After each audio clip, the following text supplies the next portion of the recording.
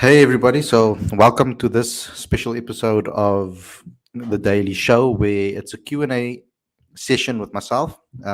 As you know, there's not a lot happening in the news when it comes to cricket in South Africa currently. We had some hectic couple of days, obviously, with the whole Graham Smith situation, with South Africa A playing as well. So there was quite a few things to speak about over there on that particular day, but there won't always be an amazing amount of news stories always coming out in South African cricket. So you will get a couple of shows like this in between when we are looking to just connect with you guys as fans, and it's a good opportunity for us to be able to connect with you guys as fans. So me personally getting to know you guys a little bit better. So this is what this is about. You guys can ask me about anything that you want. It doesn't necessarily only have to be about cricket, but you can have a little conversation with me in the live chat, and I can answer your questions. Before I get into this live Q&A, before we get started, and before I get everything going, don't forget to click that subscribe button, please. If it's red, it shouldn't be. So go ahead and click that subscribe button and click that notification bell for all future videos as well. And that's how you get notified. And that's how you make sure that our videos come into your feed every single day so that you know that we are available and when we posted something new. So please click that notification bell and click on all notifications, please, not just some. Also, get involved with Cricket Fanatics Magazine monthly. Every issue is 100% free, straight to your inbox every single month. The link on the screen and as well as in the description. We are currently working on the next issue as we speak, actually. It will be coming out on Saturday. So stay tuned for that. We'll be launching it on Saturday. Then we've got smash that like button as well. Don't forget to do that and comment and share with everybody too. Very important that you do all of those. We also have you can become a patron today as well. So go ahead and click on the link on the screen or in the description, and you can go to our Patreon page. It's different, obviously different tiers. You can pick which one you want and become a patron today. So without further ado, guys, let's get straight into today's video.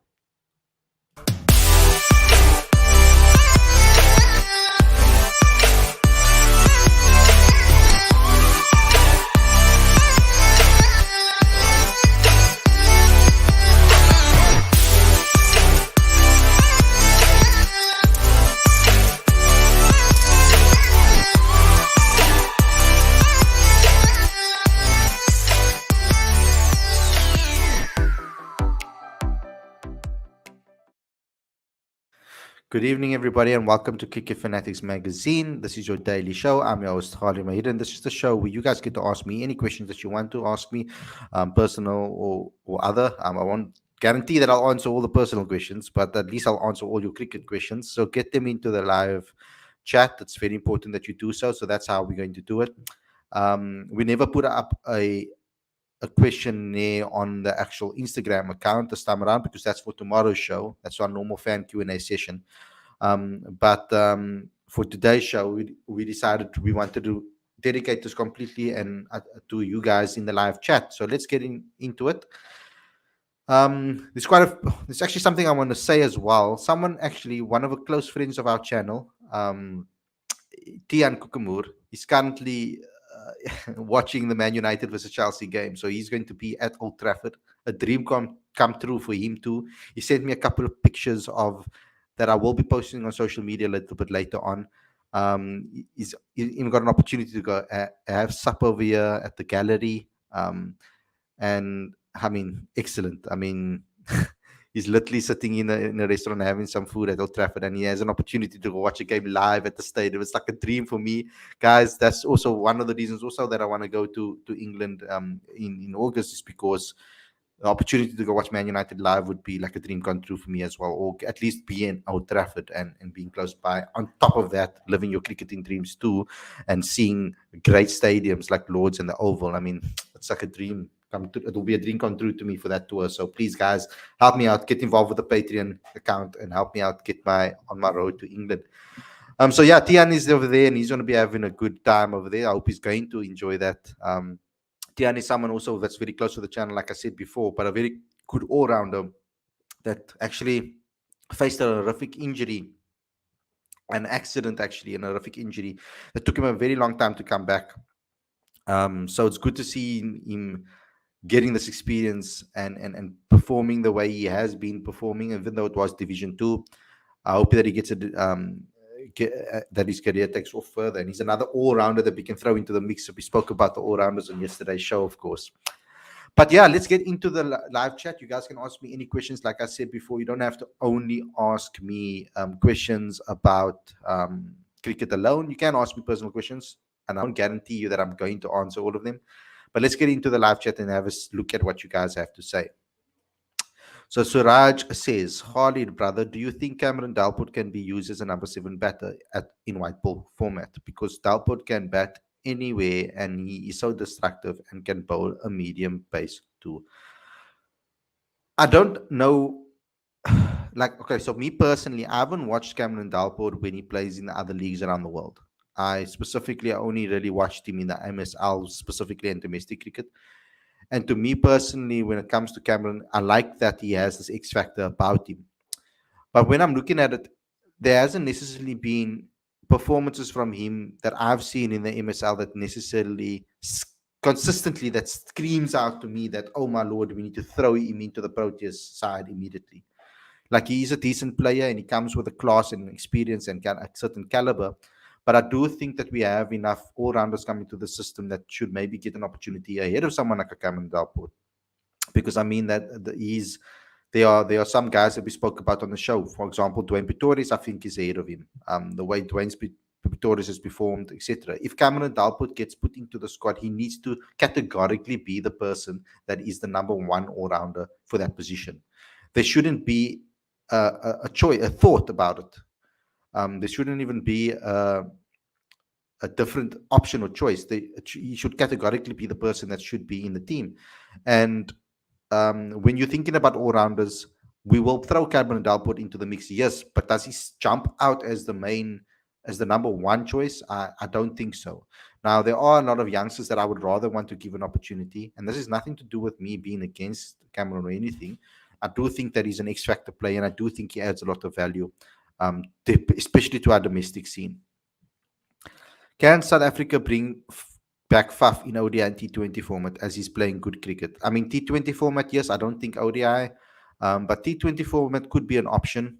I wish that they could bring him back. He's just someone that I would want to see come back. I think he's been in excellent form for the last 2 seasons in the T20 format, especially in the IPL. And he has been one of South Africa's best T20 players in the past as well. So I think that Faf would be it would be great to see Faf back in the mix. I mean, of course, I would like to see Faf back in the mix. I think he adds a lot of value, and even from a even from a leader perspective, guys, I think that it's a great opportunity to get someone like Faf du Plessis in the mix, because for the next generation guys coming through, that's also great for him. That gives him even extra incentive to bring him into the team. So yeah, let me just continue. I just want to put this light on because I think the light is a bit it's not as bright as I'd like. Cool. Put that there.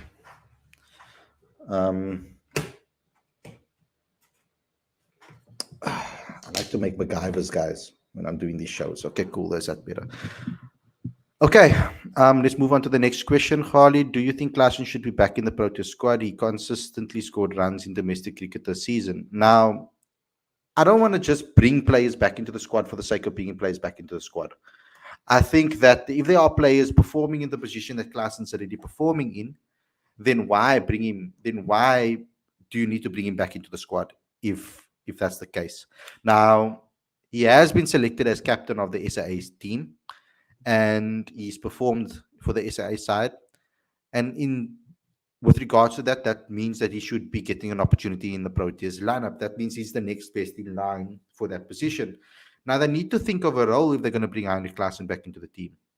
Because I think that even Ryan Rickleton, I mean, as a wicketkeeper batter in the team that is batting in the lower order, there's no need for Heinrich Klaasen if you've got 2 wicketkeepers, Kyle Verreynne as well as Ryan Rickleton. But if you take Klaasen as a batter alone, which you can do, you don't need to take him as a wicketkeeper. You can take him as a batter alone. I would like to see how he develops into that number 6 type of role. Can he hit the ball long?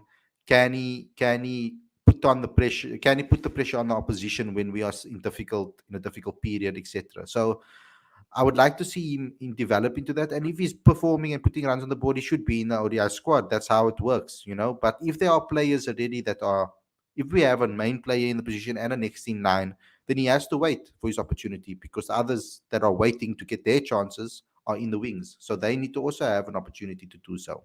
Um, so I think that he's in the pecking order at the moment, and I think he's at the back of the pecking order behind the likes of other batters that are in that number 6. I think Kristen Stubbs should even get an opportunity in the T20 game, at least ahead of Heinrich at the moment. But some people might not think that. Some people might think otherwise.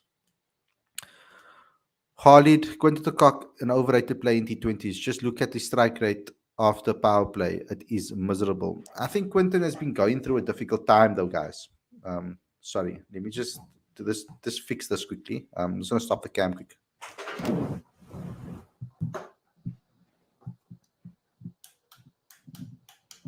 Okay, that's better. Sorry about that. That's better. Okay, so Quinton de Kock. We all know Quinton de Kock's an exceptional player, exceptionally talented. He's had amazing opportunities to show his caliber in multiple formats, in multiple places around the world. So, an incredible player, we all know that. He's struggled though in recent times, and I think the COVID situation, the bubbles, the pressure he was under, off the field stuff that he had pressure from that perspective. It affected Quinton, and you can see it in his play. Now, his strike rate after the power play, yes, has been an issue. And generally speaking, you would like to see someone like Quinton de Kock back deep in innings and take teams deep. And there were occasions where he has done so. So yes, of course, his strike rate is going to be crazy in the power, or much better in the power play, because that's where he does bat his best. And it will be there might be a little bit of drop off. I haven't looked at the stats myself, so I can't really say categorically that that's the case. But I think Quinton de Kock, honestly, I know we've said this about quite a lot of players, but Quinton de Kock is one of the players that needs a proper rest and a time away from the game, because I think everything has really affected him with regards to moving from bubble to bubble. Those things have affected Quinton de Kock mentally, and I was hoping that the IPL would allow him to open up and be free again. So hopefully, it's still a while to go in this IPL. Maybe we'll see the best of Quinton de Kock still in this tournament. Also, switching franchises, that continuity is important as well. It doesn't help that you have to switch to a new franchise, play with new players after you were playing with a player for quite some time and get to know him. Him and Rohit Sharma were putting on a good performances as a pair. I mean, they did really well together as a pair. But even Rohit, he's struggling. The changes that make a difference. Losing an opening partner that you've been comfortable with and been playing with for quite some time, it does make a difference. It does make it a little bit more different in that point.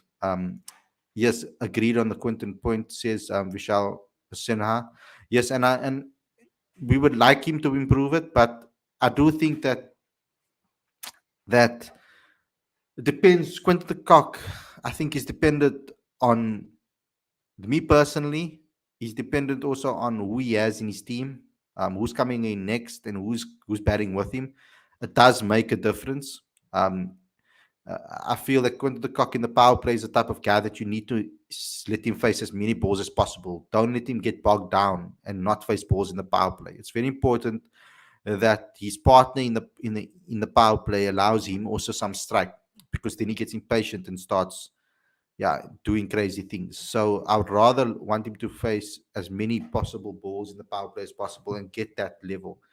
If he's dropping off on the power play, he needs to work on that, of course, and I'm sure that he would have identified that and tried to fix it. Hopefully he does.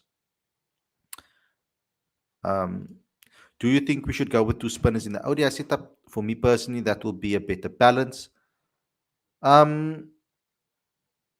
It obviously depends on conditions, but for now, I think leading up to the 2023 World Cup, it will be smart to do so and keep that continuity going. Um, because we most likely will use two spinners in the World Cup in 2023, seeing that it will be in India. So we might as well just prepare for that, put two spinners. I do see that point. But I do think having two spinners in the ODI setup, unless you have great all rounders in 7 and 8 that can have a great all rounder that can bowl at 7, that can bowl well at 7. Playing two spinners might be a little bit of an issue, I feel, in if you're not playing in conditions that suits it. Of course, we know that. But in T20s is obviously a different story, and I know you're talking about ODIs right now.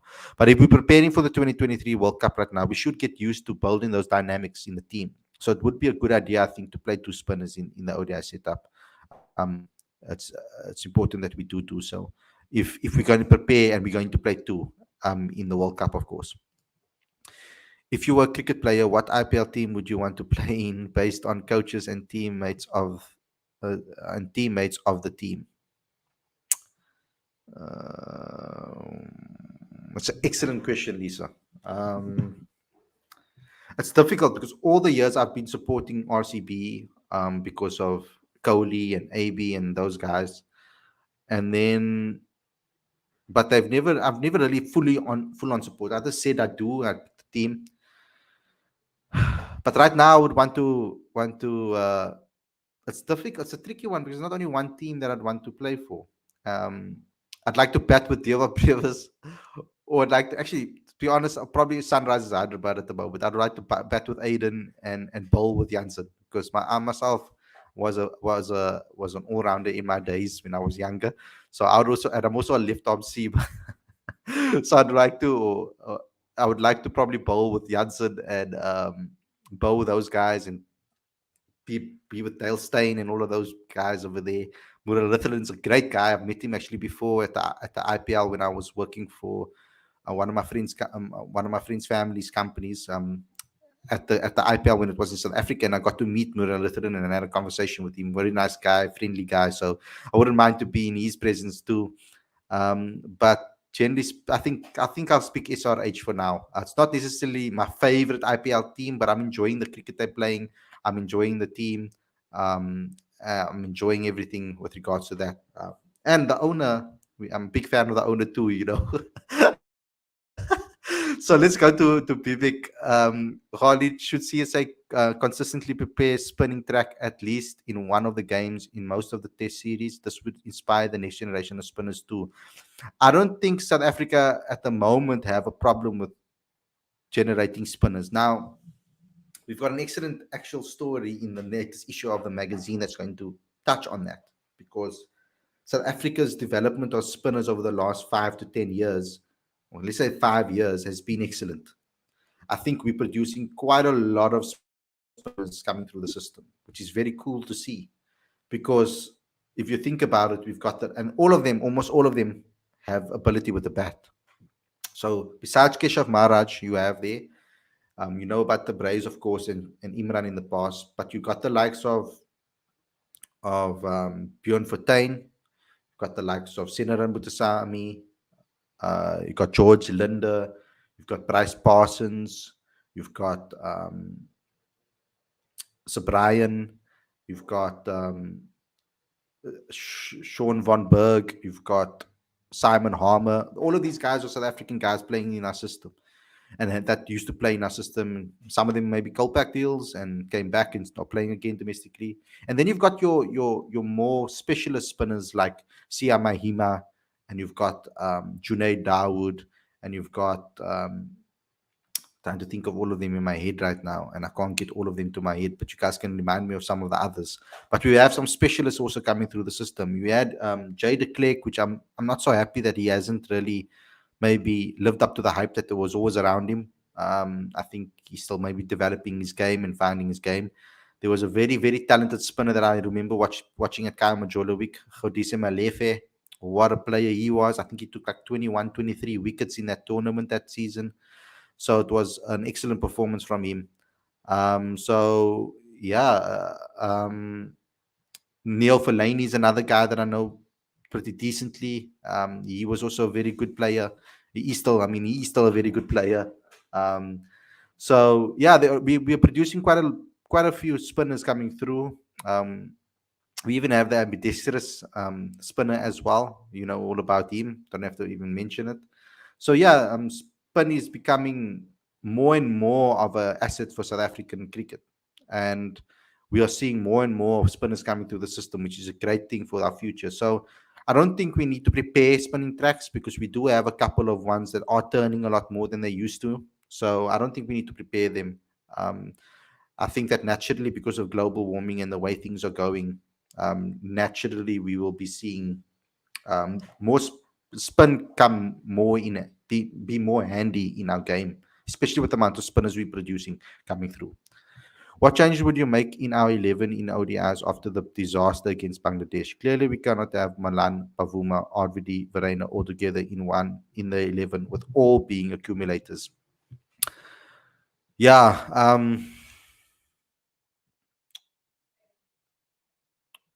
I don't actually know. I can't really tell you what I would change in the ODI setup. Um, Maybe I would possibly give someone like a Vian Liber an opportunity to see what he can do. I'm hoping that Aiden Markham can come back into the side again and show some form in the ODI setup because he answers a lot of our issues in the ODI format if that happens. Um, but I would keep a core group. I would try to keep the core group as best as possible. Um, because I obviously would like to see us keep consistency going into the World Cup and then filling one or two positions. So to answer your question, probably not a lot. Um, I know that's a problem with the accumulator thing. I think it's more of an issue in T20 cricket than in the ODI arena currently. I think we have enough players in here that can take a game away from you. Um, be it Malan, Pavumar, and RVD, and Verena. I think there's enough over there to be able to dominate the game. I think we need to just be able to get our game plan and our strategy and implement it and put it in place.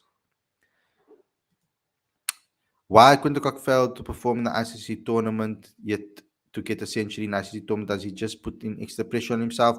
Perhaps, guys. And also, South Africa haven't generally been good in ICC knockout tournaments either, in general. Do you think Langeveld, being our bowling coach, has run in its course? I personally think so. Um, no, I don't think there's a need to necessarily get rid of him. If it's not broke, why fix it? I think he's done excellently well till this point. I don't think our bowlers have any issues. I think our bowling has been our strongest asset. So why change it if it's not needed? I think that any young bowler coming through, which is probably going to happen, a lot more youngsters are going to come through. Langeveld is the perfect coach for them, especially to teach them about the Yorkers. That's what's Langeveld's specialty, and swinging the ball as well. So they will be able to teach. He will be able to teach these youngsters invaluable lessons. So I don't think so personally. Um, I'm happy with him at the moment. Okay, so this is what Lorenzo says for his management team. Um, he says staff, DOC Gary Kirsten, head coach Mark Boucher, batting coach Ashwell Prince. That's never going to happen. I don't think. Um, Bowling coach Waka Yunus, spin bowling coach Shakin Mustak, um, fielding coach JP Dumini. So Lorenzo thinks that Elon Musk bought CSA. Brilliant, but good suggestions. I like the suggestions, but that's very much living in the clouds. I don't think that is affordable. Um, every single person that you are speaking about over there, you have to spend big money to get. Big money. I mean, South Africa can't even afford to. We are CSA at the moment. We can't even afford to put things in place to get coaches at the moment to come. And that's just normal coaches. Never mind these superstar coaches that you've mentioned. Don't know CSA could afford it or not. Yeah, that's what I just said, Babek. Tristan Stubb says Dex. Khalid, my worry about Yanaman is after the power play he struggles a lot, especially against spin. Yeah, that seems to be the case with a lot of all rounders, though. But I mean, not all rounders. Sorry, with a lot of openers, though. In general, when we're looking at them. Um, but yeah, the spin thing. I've said it many times on the show before, and I've been called many names when I've said it. Yanaman Malan is definitely learning his game against spin, but he's at the moment his game plan is almost he's learned a way and found a way to survive against spin. He hasn't. I feel that he hasn't necessarily found a way to take the attack to the spinners and dominate the spinners. I feel that he's more found a way on how to survive against the spinners. He needs to develop a game plan where he can dominate spin. The way Aiden has done it recently, like in the T20 arena, Aiden's game against spin has matured phenomenally. And I think it's excellent the way he's adapted his game to be dominant, to be able to play and control the spin. Now, yes, you will get the odd ball from Rashid Khan or from someone that is going to turn that ball in, turn you inside out because they're brilliant bowlers. But generally speaking, accumulating against spin is very important. Now, I would like to see Yaneman learn that. I would like to see him being able to nudge the ball, rotate the strike, put the other batter on that's better against spin on strike. He can survive that way, but there is going to come a point where he's going to need to dominate, and he's going to obviously need to learn that skill going down the line. All-time best 11 according to you in the three formats. Consider player after readmission. Only players after readmission, eh? All-time best SA 11. You want me to do all three formats right now? Test, T20, and ODI. Jeez, bro. That's going to take me ages to think about. Can we do a show on that alone? That would be a nice show to do on its own. Yeah, I can get a few guys. I can get someone else also on the show. Let's keep that question. Can you please remind me about that? I would like to do a show on that. That would be a nice one to do just before the start of the new season. That would be a nice show to do. So over the next couple of days, guys.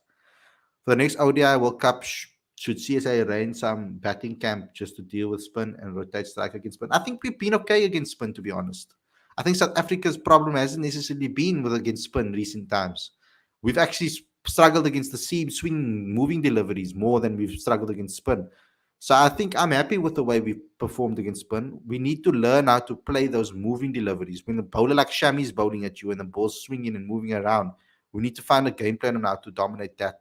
Because I feel like our batters are going out a lot of the times pushing outside off, which I don't like. Batting loosely and swinging at deliveries they shouldn't. I think they need to learn a game plan on how to not be drawn into those deliveries. She is the richest sporting body in SA. That's all I'm going to say. Who would you be? Who would be your backup opener in the ODI? Backup opener would be. It used to be Aiden, guys. I still believe that he can do it.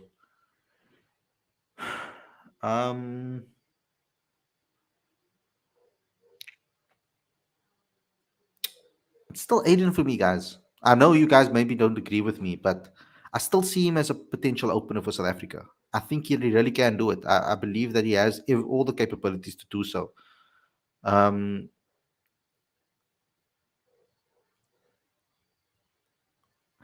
You could maybe say Vian Libber because he's been given a chance to open the batting recently.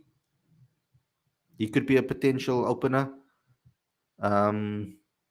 Grant Rulofson I like a lot, but I don't like if he's not keeping as a batter as an opener.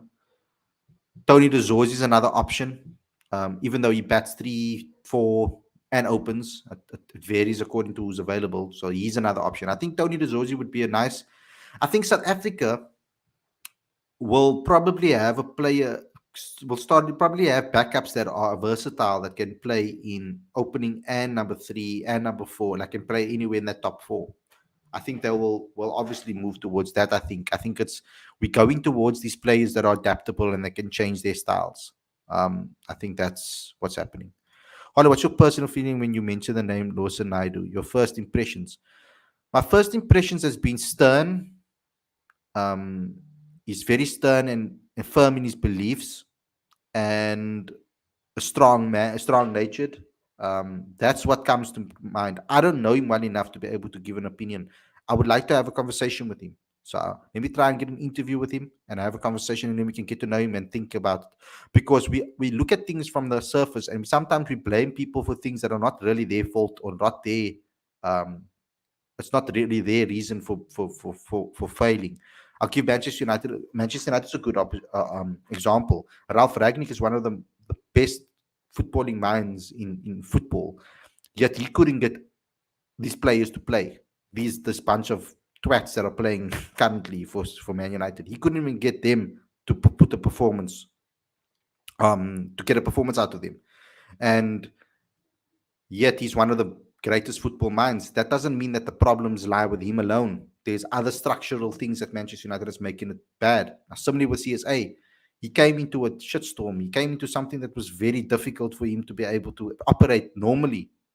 What he walked into, and he's suddenly had to be the savior and having to make strong, difficult decisions that he was put on the spot to do. He came in probably one of the most difficult periods in South Africa's history. So I don't think I can judge him. I think decisions that he has made in certain areas have been good, and in certain other areas have maybe not been good. So, unfortunately, I don't know enough about him to be able to have a strong opinion on him, and I can't blame every problem that's wrong with CSA on Lawson Naidu. But yeah, guys, that's all. You guys have. There's no more other questions that I see over here. But yeah, so guys, thanks a lot for tuning in. I hope you guys enjoyed this episode. Don't forget to smash the like button, comment, share, subscribe, click that notification bell for all future videos. Don't forget to download the latest issue of Cricket Fanatics Magazine. Every issue is 100% free, straight to your inbox every single month. The link is in the screen as well as in the description. Don't forget to become a Patreon today. Link is on the screen and as well as in the description too. And go to cricketfanaticsmag.com for all updates. Thanks a lot for watching, everybody, and I'll see you guys again for another daily show tomorrow. Take care and enjoy the rest of your evening. Peace.